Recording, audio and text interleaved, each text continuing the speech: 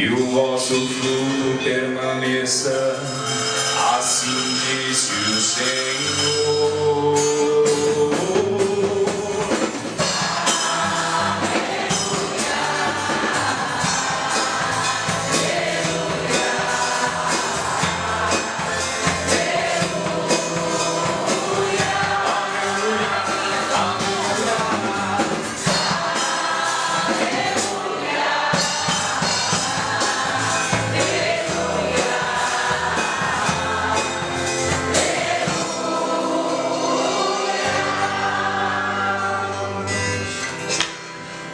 O Senhor esteja convosco. Proclamação do Evangelho de Jesus Cristo segundo Mateus. Glória a vós, Senhor. Naquele tempo, a mãe dos filhos de Zebedeu aproximou-se de Jesus com seus filhos e ajoelhou-se com a intenção de fazer um pedido. Jesus perguntou: "O que tu queres?" Ela respondeu: "Manda que estes meus 2 filhos se sentem no teu reino, um à tua direita e outro à tua esquerda." Jesus então respondeu-lhes: "Não sabeis o que estáis pedindo. Por acaso podeis beber o cálice que eu vou beber?" Eles responderam: "Podemos." Então Jesus lhes disse: "De fato, vós bebereis do meu cálice, mas não depende de mim conceder o lugar à minha direita ou à minha esquerda. Meu Pai é quem dará esses lugares àqueles para os quais Ele os preparou." Quando os outros 10 discípulos ouviram isso, ficaram irritados contra os 2 irmãos. Jesus, porém, chamou-os e disse: "Vós sabeis que os chefes das nações têm poder sobre elas, e os grandes as oprimem. Entre vós não deverá ser assim. Quem quiser tornar-se grande, torne-se vosso servidor. Quem quiser ser o primeiro, seja vosso servo. Pois o Filho do Homem não veio para ser servido, mas para servir e dar a sua vida como resgate em favor de muitos." Palavra da salvação. Glória a vós, Senhor. Vamos acolher a palavra de Deus com a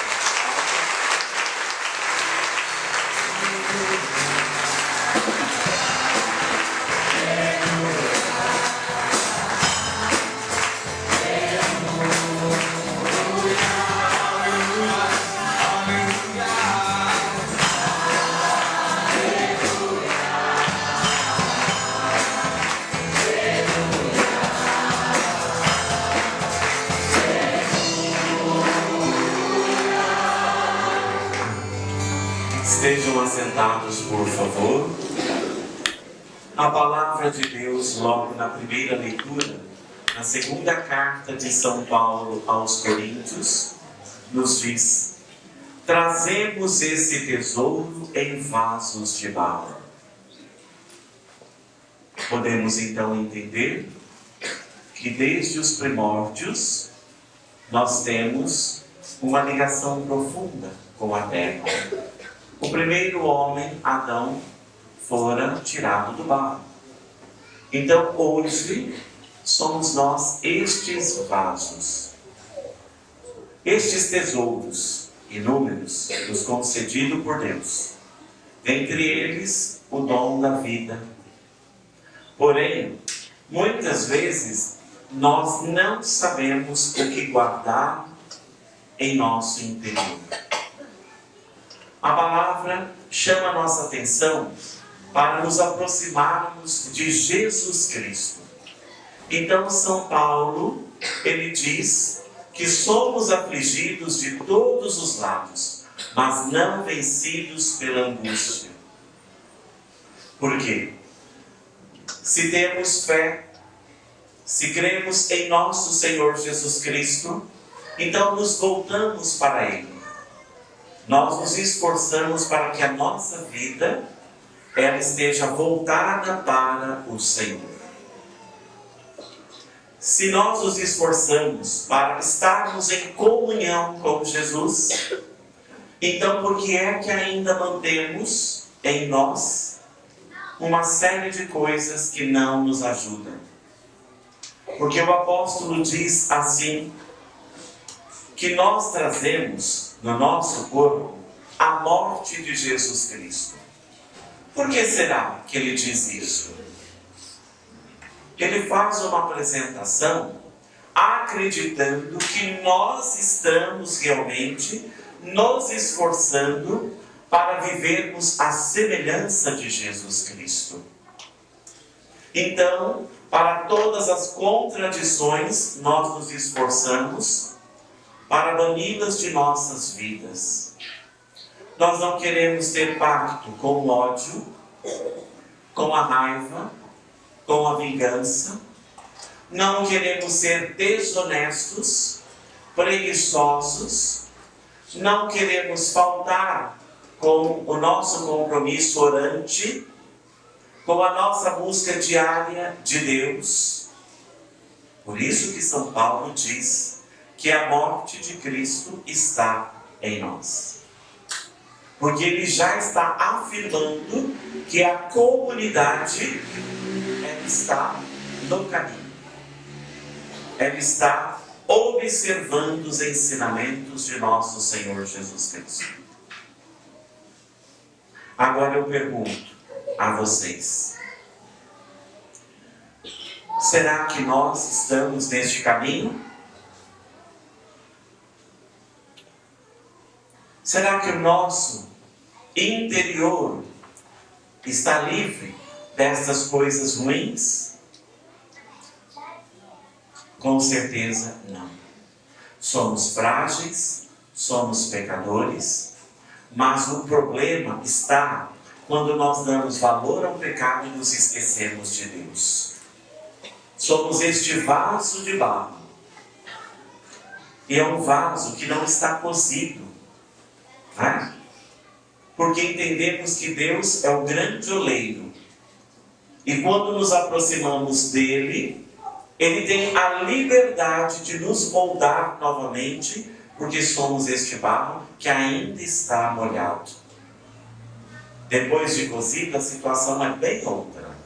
Mas às vezes nos tornamos este vaso cozido por conta do coração fechado, orgulho ferido, por dizer cheio de ódio, né? Soltar palavras cheias de ódio. Eu morro, mas não perdoo. Então, desta forma, a invocação que faço do nome de Jesus é vã, é vazia. Porque se eu não tenho a disposição para me libertar de tudo que me aprisiona, eu não posso fazer um mau uso do nome do Senhor. Então, como vasos de barros, nós devemos trazer em nós os dons do Espírito Santo e colocá-los no mundo, através de tantas coisas boas que podemos fazer. São Paulo, ele continua nos dizendo, vamos pegar parte por parte. Irmãos, trazemos esse tesouro em vasos de barro, começando pela vida. Podemos nos perguntar, como está a nossa vida? O que é que eu estou fazendo da minha vida? Às vezes eu quero conservar na minha vida coisas que estão me empurrando para o inferno pleno. Que estão me empurrando para as trevas. Eu preciso entender o que estou fazendo da minha vida e preciso querer mudar. Mudar. Isto se chama conversão. Quando eu estou num processo de conversão, eu preciso resgatar a confiança, primeiramente, a confiança que eu preciso ter em Deus, preciso ter uma confiança plena em Deus, para ir resgatando a confiança de todos aqueles que eu ofendi, que eu magoei, que eu desprezei. E olha que não vai ser tão fácil, porque quando uma confiança é quebrada, nós levamos um tempo para restaurá-la. Por isso que temos que nos questionar sobre o que estamos fazendo da nossa vida. O que é que estamos colocando neste vaso, nesta vida? Para que todos reconheçam que este poder extraordinário, estes tesouros, vem de Deus e não de nós. A vida, a partir de Deus, ela é bela, ela é plena, cheia dos dons, mas nós a deformamos. Nós vamos entender isto quando entendermos o que fazem as crianças. Quando não são educadas para o erro, elas agem naturalmente na verdade. Bate alguém no portão e diz: quero falar com a sua mãe. Mãe, tem uma pessoa que quer falar com a senhora. Vai lá e fala que eu não estou. Minha mãe mandou falar que ela não está. Ela é verdadeira. Ela não perdeu o bom senso ainda. Mas nós perdemos. Vamos ganhando idade, vamos ficando maliciosos, vamos ficando cheios, de desconfianças, e vamos colocando a nossa força humana, que é fraca, no lugar da força divina que nos vem de Deus. Então, se não vem de nós, não tomemos o lugar de Deus.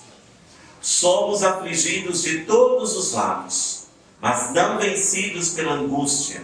Por toda parte, e sempre levamos em nós mesmos os sofrimentos mortais de Jesus.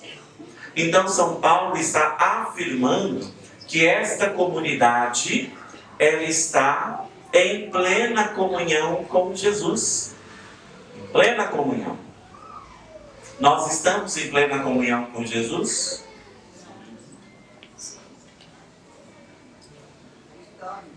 Estamos ou não? Estamos, Pai. Estamos. Nem todos responderam porque sabem que não estamos.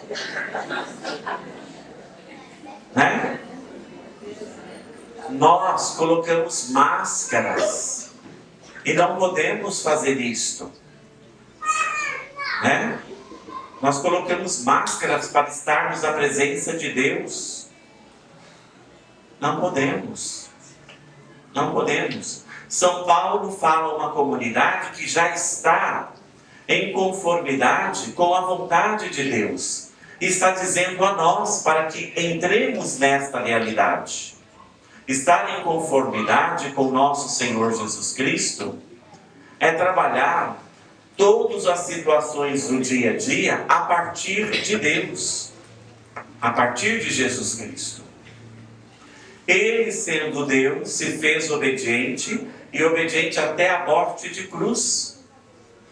O que acontece quando os discípulos dizem a Jesus: quer que mandemos fogo sobre eles?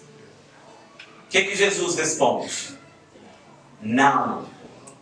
Não. Se ele, por excelência, poderia fazer isso e não fez, nós fazemos todos os dias. Nós somos barraqueiros do supermercado, barraqueiros do posto de saúde, barraqueiros do hospital, barraqueiros dentro do ônibus. Não conseguimos dialogar dentro da nossa própria casa. Se do lado de fora fazemos isso, então a nossa casa está terrível. É o que nós precisamos prestar atenção. Nós temos que trabalhar de modo que a nossa família, começando em nossas casas, ela tenha tesouros para expor, sem a inveja como aparece no Evangelho. Sem a inveja. Sem a inveja. E nós vamos entender isso. Por outro lado, quando São Paulo diz que nós trazemos os sofrimentos mortais de Jesus, para que também a vida de Jesus seja manifestada em nossos corpos, então nós temos que nos assemelhar a Cristo. Ou seja, neste nosso tempo, somos convocados a sermos outros Cristos. Temos que fazer o bem por onde passarmos.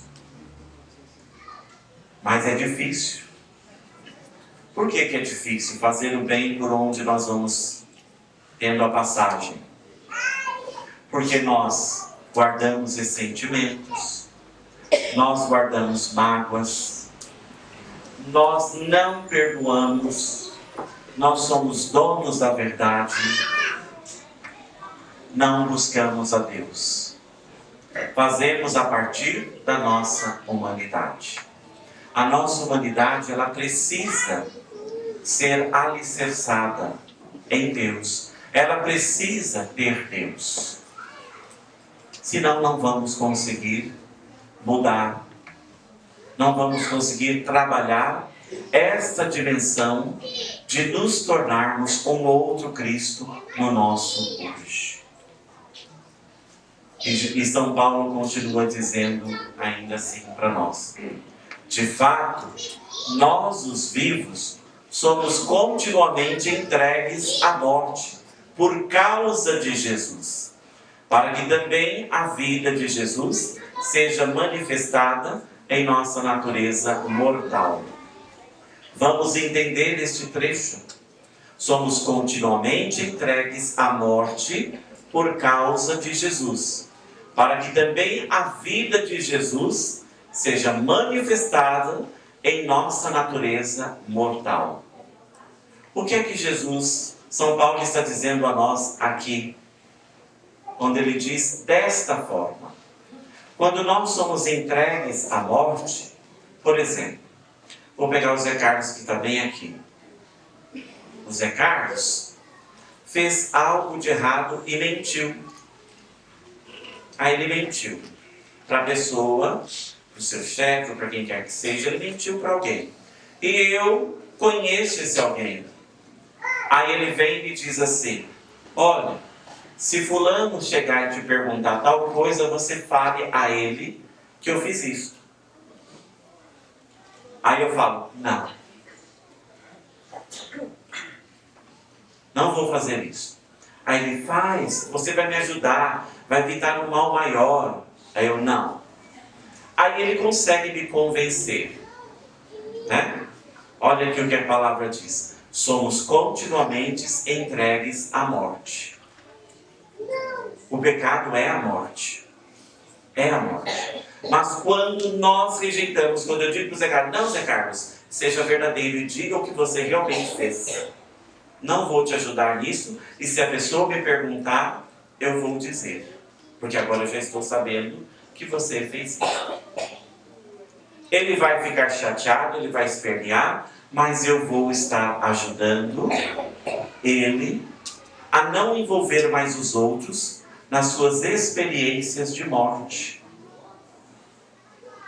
Por quê? Eu quero que se manifeste na minha vida mortal a vida de Cristo. E não a vida de Satanás. Ele é o pai da mentira.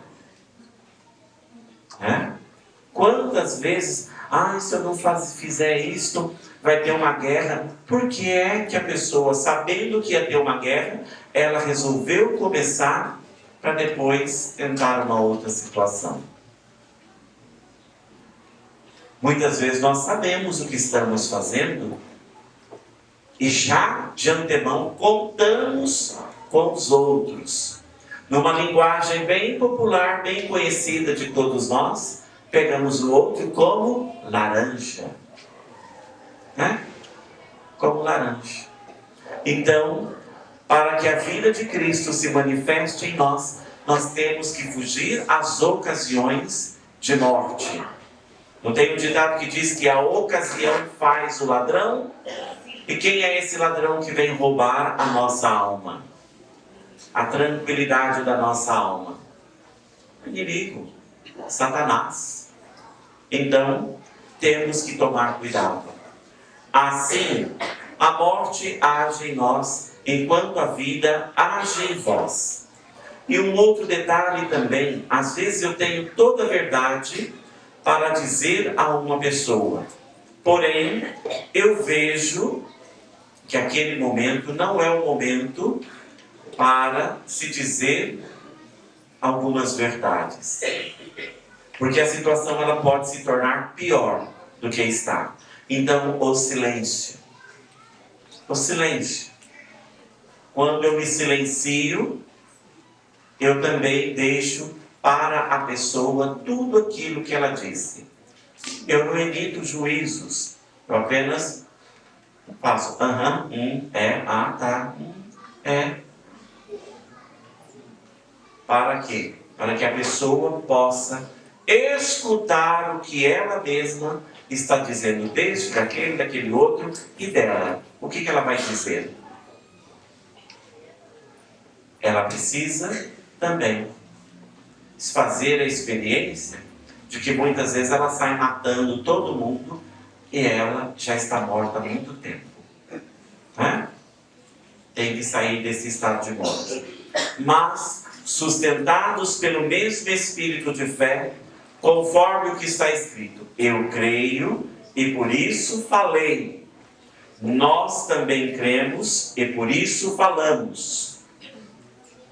Certos de que aquele que ressuscitou o Senhor Jesus nos ressuscitará também com Jesus e nos colocará ao seu lado juntamente convosco. Se eu creio, então eu falo. Mas o que é que eu falo? Das verdades do reino. Não vou falar qualquer coisa. Muitas vezes nós não conhecemos a nossa vivência cristã. Nós procuramos fazer o que muitos fazem muitas vezes.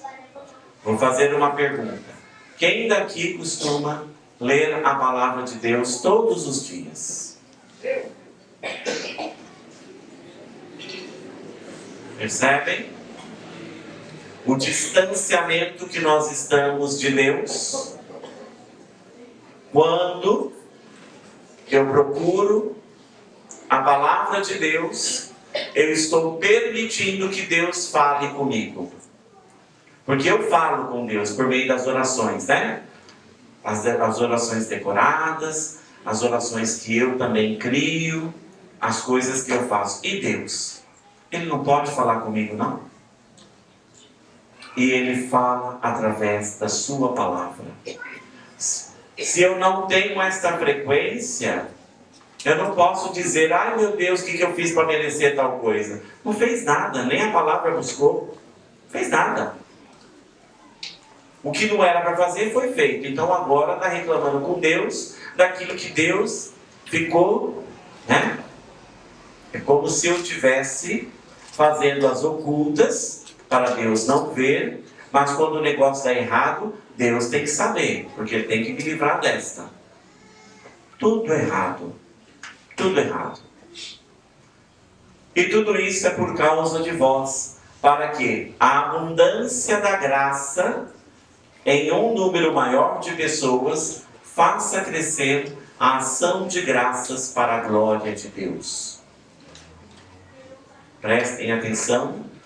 E tudo isso é por causa de vós, por causa de cada um de nós, para que a abundância da graça em um número maior de pessoas faça crescer a ação de graças para a glória de Deus.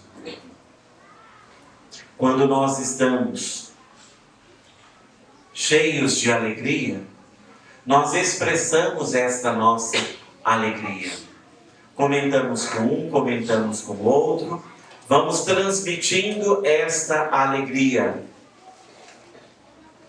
Por conta desta realidade, nós precisamos nos preencher de Deus, para que Deus possa ser a nossa alegria diária e possamos então transmitir aos outros Deus. Por quê? Quando nós fazemos pedidos a Deus, Deus nos escuta, Deus nos acolhe, Deus nos sustenta e também nos envia. Recebemos de graça e de graça devemos dar.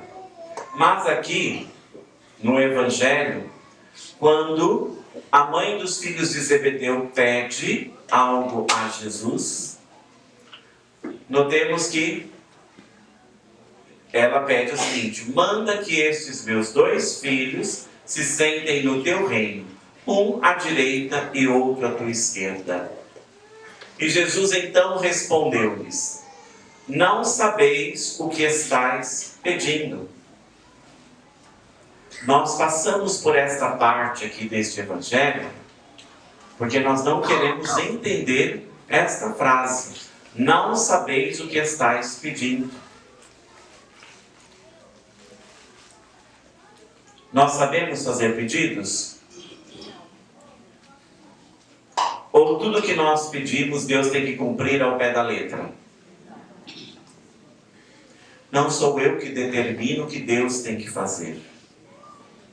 Eu não tenho autoridade para isso. É Ele. É Ele. É Ele. Como é que eu vou determinar uma coisa sendo que eu clamo de boca para fora e só na hora em que eu sinto que as coisas estão apertando? Não posso. Por isso Jesus diz à mãe dos filhos de Zebedeu: não sabeis o que estais pedindo. Humanamente nós pedimos um monte de coisas e prometemos um monte de coisas. Por fim, muitas vezes não cumprimos a metade daquilo ou mais da metade daquilo que nós prometemos. Mas queremos que Deus cumpra sobre tudo aquilo que pedimos. E a nossa conversão, como vai? Esquecida em algum lugar do passado. Em algum lugar do passado. Por que é que muitas pessoas vão ao médico e não conseguem encontrar nenhum diagnóstico? Olha, você tem isso, você tem aquilo. Embora tenhamos pessoas que queiram estar no médico para encontrar doença para ela ficar feliz. Para dizer para todo mundo que ela está doente. Se vitimando, isso é pecado. Se fazer de vítima para tirar proveito dos outros, é pecado. Porque Deus lhe deu a vida para que ela possa viver e vivê-la bem. Quem é que quer ficar doente daqui? Né? Eu acredito que ninguém quer ficar doente. Nós temos que crer que de fato o Senhor nos quer com vida e uma vida em abundância. De todas as bênçãos, de todas as graças, de tudo o que é possível para vivermos felizes. E nem sempre a felicidade, ela vem com a tranquilidade. Não. Às vezes estamos passando por várias situações difíceis, mas temos um coração que exulta de alegria em Deus, que está feliz, que exulta de alegria. Porém, nós precisamos entender a importância de não nos vitimarmos. Entendermos também que precisamos nos comprometer com o Senhor Jesus. Quando nos comprometemos com Ele, então nós procuramos não ser moralistas, não ser aqueles que julgam, que apontam o dedo, mas aqueles que vivem. Que buscam a Deus e que vivem os seus ensinamentos. Por quê? As nossas falhas, elas não somem de uma hora para outra. Nós vamos trabalhando, pedindo perdão a Deus. E mesmo assim ainda aparecem fantasmas de coisas já confessadas, já perdoadas. Ainda aparecem fantasmas. Aqueles fantasmas que foram renunciados há tanto tempo eles aparecem para nos assombrar. E o que temos que fazer? Temos que expulsá-los, dizendo: sobre você está o amor de Deus, o perdão de Deus, a graça de Deus. Se eu me esforço para não voltar ao homem velho, então eu preciso dizer a estes fantasmas: sobre você eu tenho o perdão e o amor de Deus. Você já não mais exerce força sobre mim. Mas isso significa que eu estou em comunhão com Jesus. Estou entendendo a importância de me manter em comunhão. E quando eu faço um pedido, que este pedido não acontece, eu preciso entender que Deus sabe de todas as coisas. Pedimos muitas coisas. Pedimos muitas coisas. E nós precisamos deixar Deus ser Deus. Precisamos deixar Deus ser Deus. Daí a gente vai entendendo que, de fato, Deus, ao longo de nossos dias como peregrinos nesta terra, Ele vai sempre estar nos dando o entendimento no momento certo, na hora certa. Agora, se eu tenho enfermidades que não aparecem nos exames médicos, eu preciso rever a minha vida. O que é que eu estou guardando? Tem gente que fala: eu não fiz nada. Eu não fiz nada. Do lado de fora é boazinha, mas dentro de casa é uma bisca ruim. A família que sabe. Aí, imagina, eu não fiz nada. Por medo do quê? De que o Senhor venha arrancar a casca da ferida e tirar toda a purulência que está por detrás dessa casca. E o medo? Nós precisamos deixar Deus agir. Nós precisamos nos tornar pessoas melhores com o nosso pai, com nossa mãe, com os nossos irmãos, com as pessoas. Porque se eu me esforço para isso, eu me torno uma pessoa melhor. Nós temos que pensar o seguinte: Deus sempre está disposto para nos escutar, para nos acolher. Eu só preciso entrar em intimidade com Ele, falar com Ele, me recolher num canto, apresentar a Ele, se possível anotar tudo num papel. Por quê? Quando eu converso com o Senhor, Ele vai dizer: olha, isso aqui que você fez, isso é uma ofensa, isso aqui é um pecado. Olha, isso aqui está muito bom. Isso aqui você pode multiplicar. Isso aqui você tem que eliminar rapidamente da sua vida. Deus vai nos dando o direcionamento. Há pessoas que ficam travadas por ódio. Mas quando estão andando na rua, nossa, anda parecendo uma lebre, né?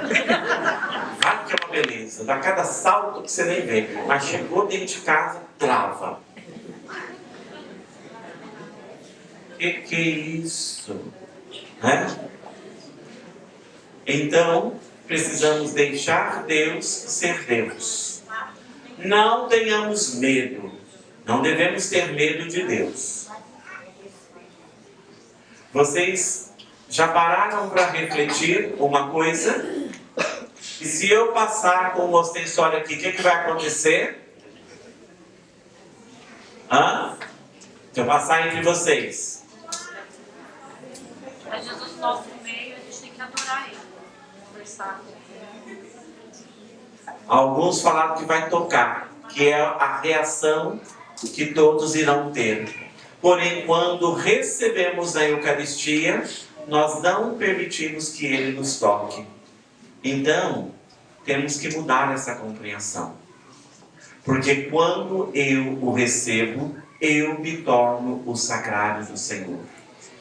Não tenho mais a necessidade de tocá-lo, porque Ele agora é quem me toca.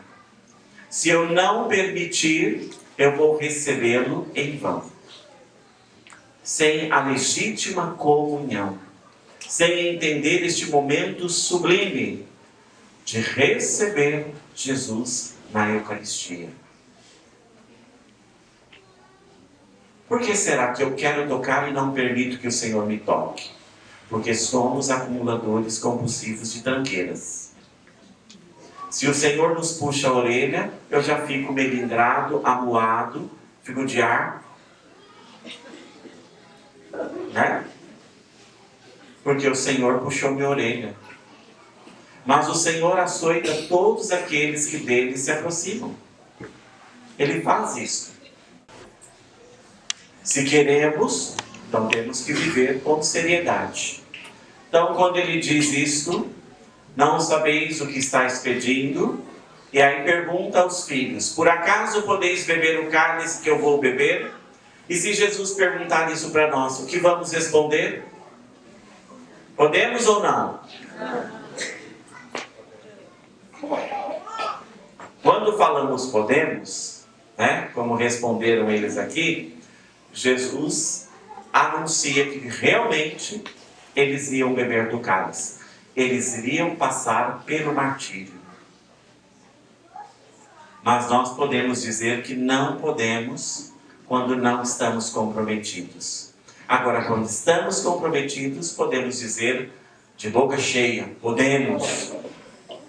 Porque todos os sofrimentos do tempo presente não são nada diante da vida futura que nos espera em Jesus Cristo. Porém,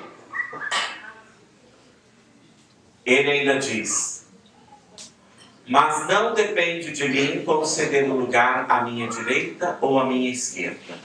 Meu Pai é quem dará esses lugares àqueles para os quais Ele os preparou. E o que acontece com os outros discípulos? Ficam com raiva. Ficam com raiva. Porque a mãe de 2 discípulos se adiantou. Ela se adiantou para pedir algo a Jesus. O que é que nós temos hoje em dia? Muitas pessoas, elas vivem de privilégios. Né? Vivem de privilégios. Infelizmente, em alguns momentos, acabamos por aceitar, por ser a única via que vai estar nos favorecendo naquele momento. Mas será que todos não deveriam ser contados dentro deste privilégio? Sim, todos nós deveríamos ser contados dentro deste privilégio. Do privilégio de passar numa consulta, né? De privilégio de ser bem assalariado, dessas coisas do comum do dia a dia. Mas aqui, quando estamos na missão, nós não precisamos de privilégios, porque Deus nos privilegia. Os discípulos ficaram enfurecidos à toa, porque eles também, por Deus, são plenificados da sua graça. O que um não sabe, o outro sabe. O que eu não sei, o Padre Márcio sabe. Nós temos que partilhar. Temos que partilhar. Fazendo com que a verdadeira harmonia esteja acontecendo e se efetivando, tanto na nossa vida como na vida dos outros. E aí fica assim, dentro da nossa casa. Fulano vai fazer arroz, mas ela costuma salgar. Quer que eu faça? E ele só lava a louça quando vem gente aqui, para se mostrar. E às vezes a história é bem outra. A história é bem outra. Por que esse ciúme, essa inveja? E tem um outro detalhe. Mãe gosta mais de fulano. Se ela não gostasse dos outros, ela não teria tido. Né? Ela falou, não, eu gostei só dessa fulaninha aqui, então eu só quero ela. Não quero mais nenhum, não. Mãe gosta de todos os filhos, mas atende a cada um segundo as suas necessidades, como Deus também nos atende. O nosso ciúmes, ele é bobeira. Ele não tem uma razão para existir. mas nós insistimos em criá-lo. Se ele não existe, nós criamos, né? Às vezes para magoar, para ofender. Isso não é bom. Isso não é bom. Olha o que Jesus diz aos discípulos: vós sabeis que os chefes das nações têm poder sobre elas e os grandes as oprimem. Entre vós não deverá ser assim. Quem quiser tornar-se grande, torne-se vosso servidor. O que este trecho nos faz lembrar? Na pessoa de Jesus Cristo, o que esse texto nos faz lembrar? Quando Jesus lava o pé dos discípulos. Quando Jesus lava os pés dos discípulos. Ele se tornou aquele que serve. Mas nós não queremos isso. Temos uma dificuldade imensa de sermos humildes. Por isso fica mais difícil ainda termos para o nosso tempo milagres, libertações, curas, de fato. Porque nós buscamos outras coisas para colocá-las no lugar de Deus e não deixamos Deus ser Deus. Nós não queremos servir, nós queremos ser servidos. E ainda Jesus continua: quem quiser ser o primeiro, seja vosso servo. Pois o Filho do Homem não veio para ser servido, mas para servir e dar a sua vida como resgate em favor de muitos. Nós estamos dando a nossa vida em favor, em resgate de muitos. Nós temos a mania de começar as coisas com entusiasmo a partir de Deus, e no meio do caminho nós nos deixamos levar pelas coisas negativas que a pessoa muitas vezes está fazendo. Fulano tem jeito não, olha lá. Olha lá. Tem jeito não, olha aí. Vou rezar mais não. A oração, a eficácia da oração não é para o dia e para a hora em que nós estamos pedindo. Deus vai trabalhando na vida daquela pessoa, porque há muitas coisas que nós não conhecemos. Deus é o único que pode perscrutar o coração humano. Eu não sei o que tem no coração da Cleonice, não sei o que tem no coração do seu Luzimal, mas Deus sabe. Deus sabe. Então, se eu me disponho a rezar, eu preciso ser perseverante. Perseverante. Porque não sou eu quem vai fazer, é Deus.